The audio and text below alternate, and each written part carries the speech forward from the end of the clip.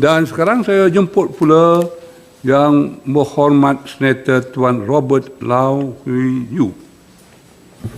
Terima kasih Dato' Seri Yang Dipertua.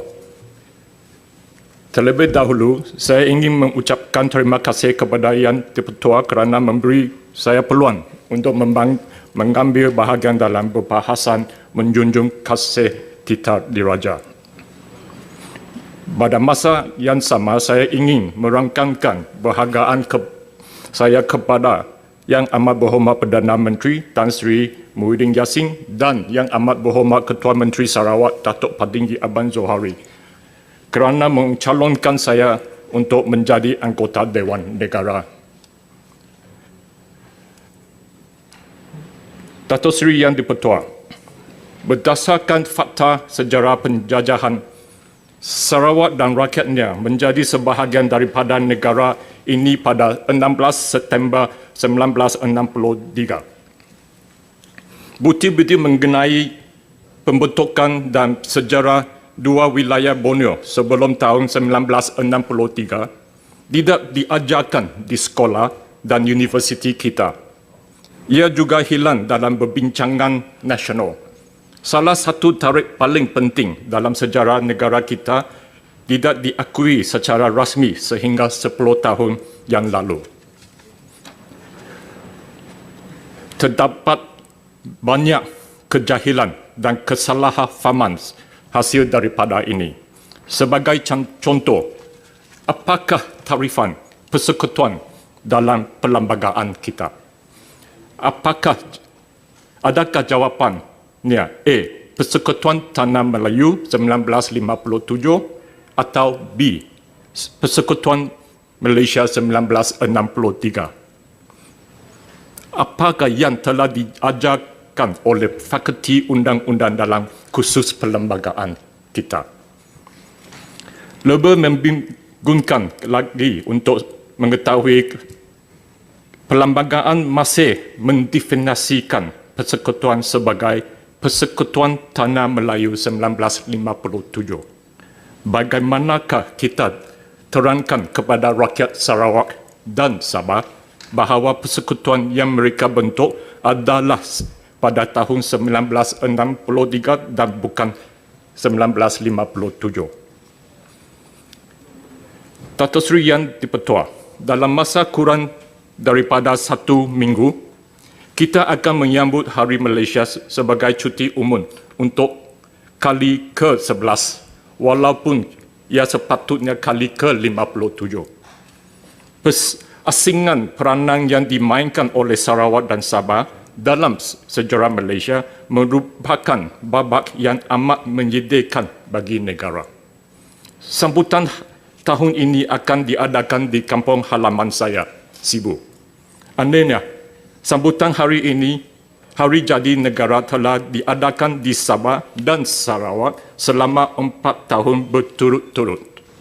Saya mencadangkan agar setiap ibu negeri di Semenanjung Malaysia menjadi tuan rumah bagi sambutan tersebut. Dato' Seri Yang Dipertua, pada tahun 1963, negara baru Malaysia tidak menggunakan perlembagaan baru. Sebaliknya, perlembagaan Tanah Melayu lama digunakan sebagai template untuk perlembagaan baru.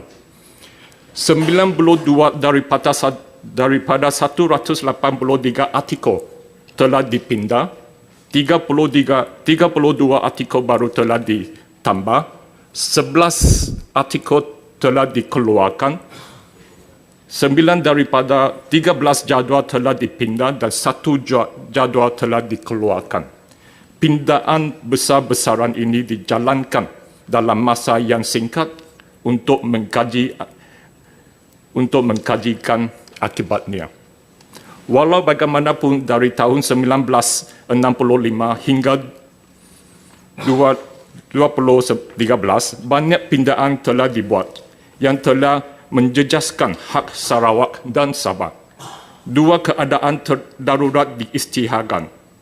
Yang pertama ialah pada tahun 1966, khasnya menjejaskan Sarawak dan yang satu lagi pada tahun 1969 yang memberi kesan kepada seluruh negara walaupun Sarawak dan Sabah tidak mengambil bahagian dalam rusuhan 1969.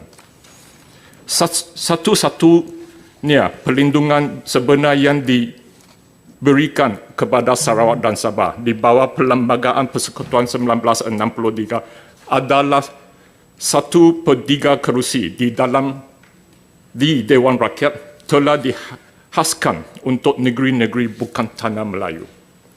Ini termasuk 15 kerusi bagi Singapura. Terdapat 159 kerusi pada tahun 1963 dengan negeri-negeri tanah Melayu 104, Sarawak 20 dan Sabah 16. Selepas Singapura berpisah dari Malaysia pada 6 Ogos 1965, 15 kerusi telah dibatalkan dan bukannya diberi kepada Sarawak dan Sabah walaupun dituntut oleh kedua-dua negeri. Ini merupakan kes pertama menggunaan kuasa majoriti di Parlimen untuk mengatasi hak dan perlindungan Sarawak dan Sabah. Banyak lagi kes seperti berlaku berikutan daripada itu. Saya beri satu lagi contoh. Dato' Sri Yang di-Pertua. Isu yang berikut berkaitan dengan Akta Laut Wilayah 12. Seleras dengan definisi sempadan Sarawak pada tahun 1963, sebagaimana yang ditafsirkan di bawah Sarawak dengan izin Definition of Boundaries Order in Council 1954, sempadan Sarawak sepanjang pantai ialah kurang lebih 350 batu nautical dari garis pantai. Dengan izin,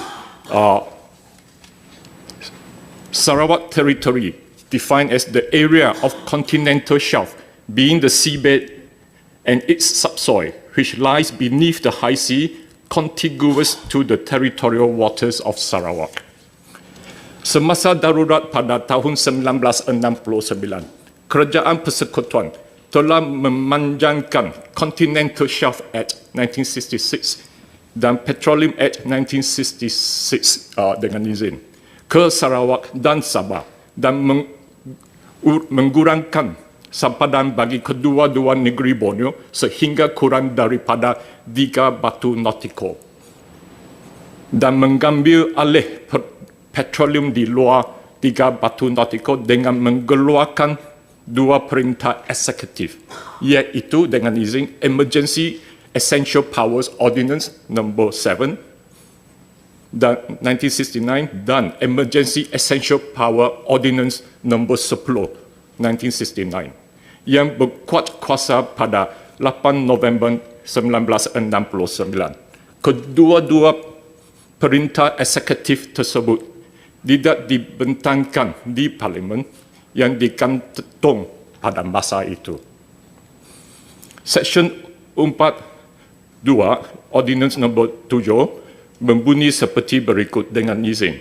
For the purpose of the Continental Shelf Act 1966, the Petroleum Act 1966, the National Land Code, and any written law relating to land in force in Sabah and Sarawak, any reference to territorial waters therein shall in relation to any territory be construed as a reference to such part of the sea adjacent to the coast thereof not exceeding 3 nautical miles measured from the low water mark.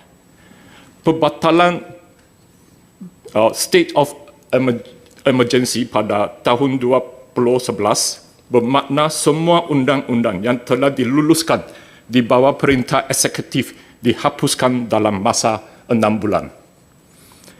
Kerajaan Persekutuan kemudian menggantikan Ordinans No. 7 dengan meluluskan Akta Laut Wilayah 2012. Akta ini telah menggunakan sekali lagi hak sempadan Sarawak kepada 3 batu nautical. Ini dilakukan tanpa bersetujuan Dewan Undangan Negeri Sarawak dan tidak selaras dengan perlembagaan yang menyatakan bahawa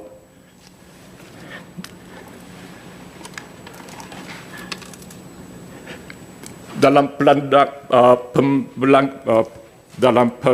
perlembagaan kita, artikel 2, Parlimen boleh melalui undang-undang B. mengubah sempadan mana-mana negeri, tetapi undang-undang yang mengubah sempadan sesuatu negeri tidak boleh diluluskan tanpa persetujuan negeri itu yang dinyatakan melalui undang-undang yang dibuat oleh Badan Perundangan Negeri itu dan Majlis Raja-Raja.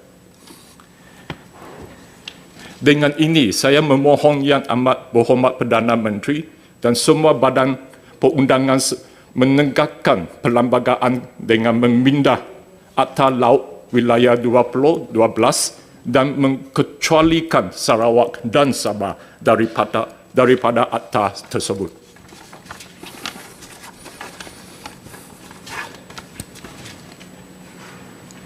Dato' Seri Yang di-Pertua, tahun pentubuhan saya juga merupakan tempus penyataan Sarawak dalam Malaysia. Kurikulum sekolah saya berubah. Saya mengenali sedikit sejarah Sarawak sepanjang pembesaran saya. Malangnya, ini masih berlaku pada hari ini.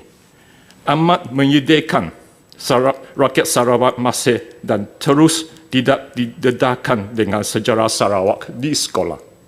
Namun, saya membesar dalam persekitaran yang berbilang kaum dan suasana yang riang. Ingatan saya pada satu peristiwa iaitu seorang sahabat Iban di sekolah saya, Sekolah Menengah Segrahat, yang menyentuh hati nurani saya tentang isu prejudis dan diskriminasi. Saya mula menghargai nilai keadilan dan kesamaan. Dia ialah satu-satunya orang yang bertanya dan berkongsi pandangan mengapa harus orang India Amerika Syarikat, iaitu orang India Merah, sentiasa perlu menjadi orang jahat dan dibunuh. Di masa itu, TV hitam, putih dan filem Cowboy Barat adalah perkara yang lumrah pada masa itu.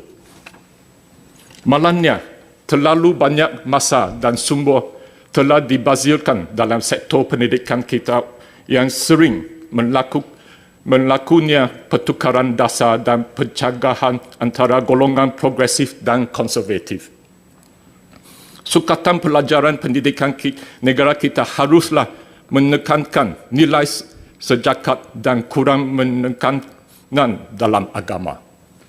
Saya memitik perkataan berikut dari Nelson Mandela kerana kata-katanya benar memberi kesan dengan keadaan kita di sini. Dengan izin, education is the most powerful weapon which you can use to change the world. The power of education extends beyond the development of skills which we need for economic success. It can contribute to nation building and reconciliation. Our previous system emphasized the physical and other difference of South Africans with devastating effects. We are steadily but surely introducing education that enables our children to exploit their similarities and common goals, while appreciating the strength in their diversity. Dato' Seri Yang di-Pertua, kita perlu meningkatkan peruntukan pembelajaran dalam sistem kesihatan negara kita. Keadaan semasa dengan pandemik COVID-19 memberi kesan yang amat besar kepada masyarakat yang sektor kesihatan pula mengganggu beban besar tersebut. Kita perlu melatih dan mengekalkan kaki tangan kesihatan terbaik kita. Kita perlu melabur dalam kemudahan baru. Dalam bidang ini, bandar dan kampung di Sarawak dan Sabah amat memerlukan kemudahan kesihatan yang lebih baik. Terdapat perbezaan yang ketara dari segi pelaburan dan kemudahan di Semenanjung berbanding dengan Sarawak dan Sabah. Sarawak tidak boleh dianggap sebagai salah satu daripada 13 negeri dalam pembahagian peruntukan dana pembangunan dan sumber manusia. Sarawak menghadapi masalah yang sama ke atas tenaga kerja di hospital di Sarawak. Saya beri contoh, baru-baru ini terdapat 102 jawatan pegawai perubatan tetap yang terdapat di hospital Sarawak. Walau bagaimanapun, kurang daripada 10% daripada jawatan ini telah ditawarkan kepada pegawai perubatan Sarawak. 30 orang pegawai perubatan dari Semenanjung Malaysia yang ditawarkan jawatan tetap menolak tawaran tersebut. Namun, 30 jawatan tetap ini tidak ditawarkan kepada pegawai perubatan Sarawak. Sebaliknya, mereka kemudiannya ditawarkan kepada pegawai perubatan lain yang dari Semenanjung Malaysia. Terdapat 39% klinik kesihatan yang di Sarawak yang tidak ada pegawai perubatan. Kesemua klinik ini terletak di kawasan pedalaman. 152 daripada 216 buah klinik, iaitu 7.7%, tidak dilengkapi makmal dan 192 daripada 216 buah klinik komuniti, iaitu 90%, tidak menawarkan perkhidmatan X-ray di Sarawak. Daripada seluruh populasi doktor di Malaysia, hanya 7% berkhidmat di Sarawak. Daripada seluruh populasi doktor yang berkhidmat di sektor awam, hanya 8.4% yang berkhidmat di Sarawak, manakala hanya 3.4% daripada seluruh populasi doktor di sektor swasta berkhidmat di Sarawak. Hanya 6.5% daripada seluruh populasi pakar perubatan berkhidmat di Sarawak. Secara keseluruhannya, nisbah doktor populasi di Sarawak adalah 1:892. Berikut adalah nisbah mengikat bahagian. Di bahagian Kuching ialah 1:604. Di bahagian Kapit ialah 1:1721. Di bahagian Muka ialah 1:2038.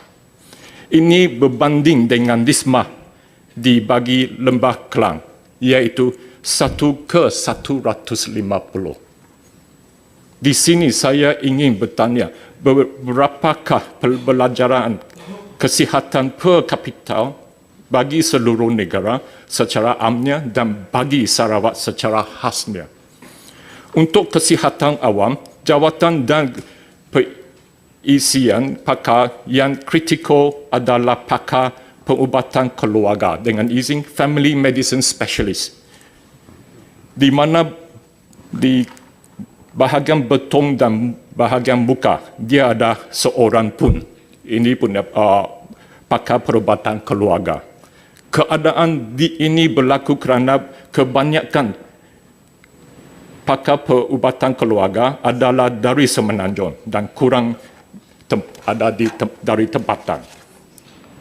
Bagi bahagian perubatan, kekurangan bidang kepakaran yang kritikal adalah dermatologi, urologi, cardiothoracic, neurosurgeon, plastic surgeon dan forensik dengan izinnya. Sudah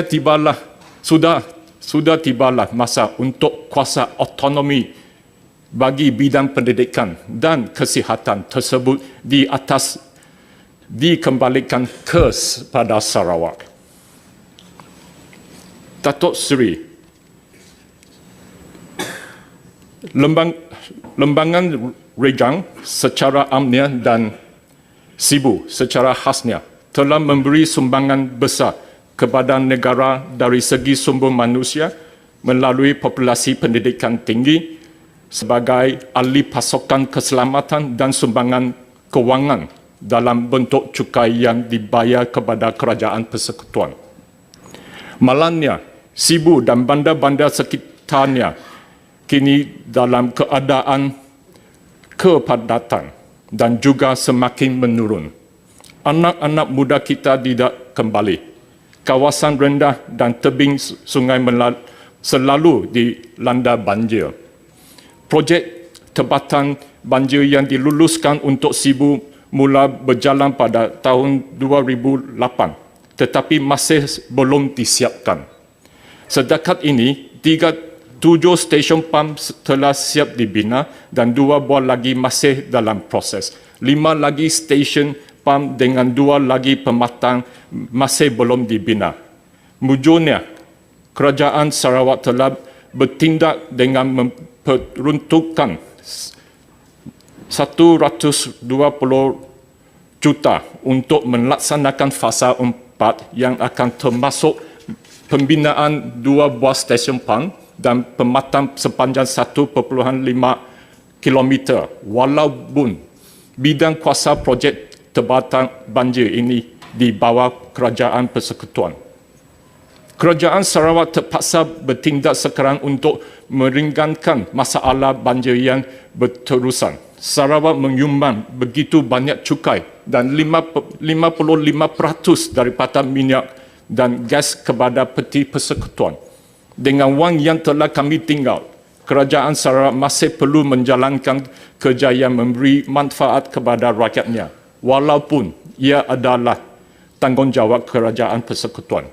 Justru itu, saya menggesa Kerajaan Persekutuan supaya segerakan pembiayaan projek tempatan banjir fasa 5 yang melibatkan 3 stesen pam dan pematang sepanjang 3.5 km dengan anggaran kos 280 juta.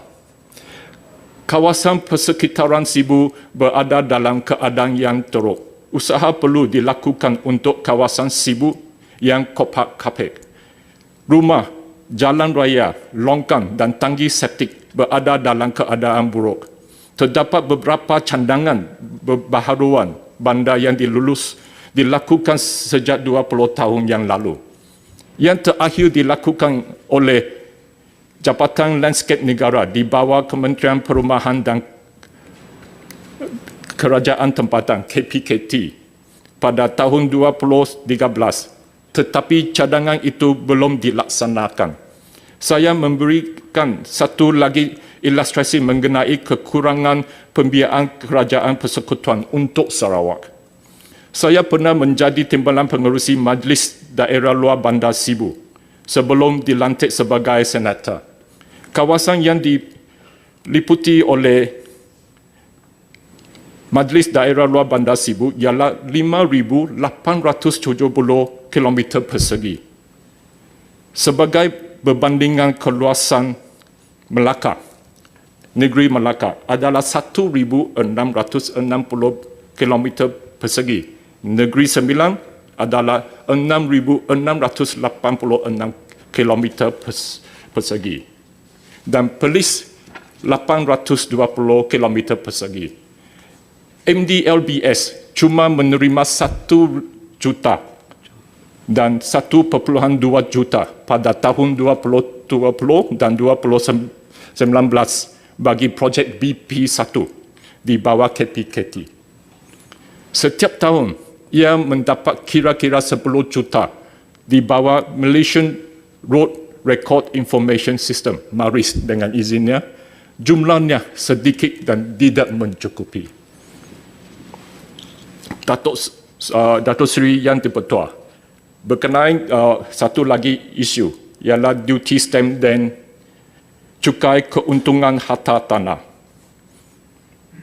Saya mencandan bahawa duty stamp bagi transaksi tanah dan cukai keuntungan harta tanah ataupun dengan izin real property gain tax dimansuhkan bagi Sarawak.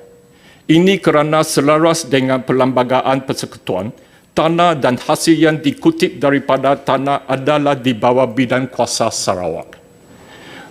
Justru itu, Kerajaan Sarawak seharusnya mempunyai kuasa untuk memungut cukai ke atas kedua-dua perkara tersebut. Datuk Seri Yang di-Pertua, apabila Wawasan 2020 diumumkan pada tahun 1991, rakyat amat mengharapkan sebuah negara yang lebih baik, inklusif dan progresif. Tahun 2020 telah tiba dan malangnya banyak perkara yang diharapkan tidak terlaksana. Kita memerlukan dasar sederhana di mana bakat dan kesungguhan usaha dihargai tanpa mengira warna kulit dan kepercayaan agama yang kita ada. Sejarah telah menunjukkan kepada kita bahawa ini adalah satu-satunya jalan untuk mentadbir dan memberi manfaat kepada rakyat. Yang mohon banyak lagi. 2 minit lagi. Tolong gulung ya. Terima kasih. Kita telah mendengar banyak... Saya minta laluan. Sila. Saya nak tanya Yang Berhormat atas isu cukai keuntungan tanah. Kerajaan Sarawak ada cadang membawa isu ini kepada Mahkamah Persekutuan untuk menentukan sama ada kutipan oleh kerajaan Peninsula bertenggah dengan Perlembagaan Persekutuan.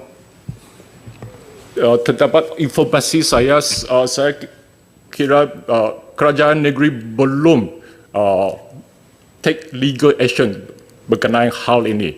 Tapi kerajaan negeri Sarawak sudah ada sama kerajaan persekutuan berunding untuk hak ini dipulang balik kepada Sarawak.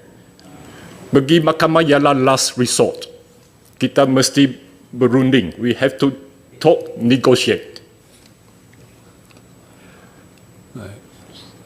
Sila. Kita telah mendengar banyak tentang frasa perpaduan dalam kepelbagaian. Dengan izin unity in diversity. Ini adalah penting dalam masyarakat berbilang kaum jika kita ingin maju sebagai sebuah negara. Walau bagaimanapun, saya ingin menekankan bahawa perpaduan bukan keseragaman. Dengan izin, unity is not uniformity. Rakyat Sarawak dan Sabah terdiri daripada latar belakang yang berbeza dengan lebih daripada 50 kaum dan suku kaum. Kita perlu belajar hidup bersama-sama tanpa polarisasi bangsa dan agama. Impian tanpa berharahan yang berlaksanaan tanpa komitmen akan gagal. Saya berakhir dengan petikan dari Nelson Mandela lagi dengan izin. Action without vision is only passing time. Vision without action is merely daydreaming. But vision with action can change the world. Datuk Seri Yang di-Pertua, sebelum berundur diri, izinkan saya akhirnya dengan serangkap pantun. Oh, bagus. Jalan-jalan ke pantai damai, singgah ke Sibu beli buah dabai. Pelitup muka sentiasa dipakai, nomor baru perlu disemai. Oh, bagus, terima kasih. Tahniah. Terima kasih. Dengan ini, saya mohon menyokong Titah Diraja Seri Paduka Baginda Yang di-Pertua Agong. Sekian, terima kasih. Terima kasih banyak-banyak. Jadi, terima kasih YB Senator Tuan Robert Lau Wee Yu. Hari ini 3 orang tokoh-tokoh dewan negara dah berucap. Macam-macam poin ditimbulkan daripada Senator Wan Razadiba, Muhammad Zahid dan juga saya dari dengar apa disebutkan oleh kita yang berhormat Tuan Muhammad Zahid. Dia kata itu sampai dia kata YAB Tan Sri Mahyudin jadi Perdana Menteri. Dia kata itulah ketentuan Allah. Tuhan tentukan dia lah jadi Perdana Menteri. Bak kata pantun orang Melayu, buah mangga, buah bacang, kalau masak boleh dimakan. Kita hanya boleh merancang, Allah saja yang menentukan. Itu dia. Ya. Kita rancang. Terima kasih semua pandangan yang baik. Dan sekarang jam pukul 1 lebih sikit. saya tangguhkan mesyuarat hingga jam 2:30 petang. Sekian. Wassalamualaikum warahmatullahi wabarakatuh.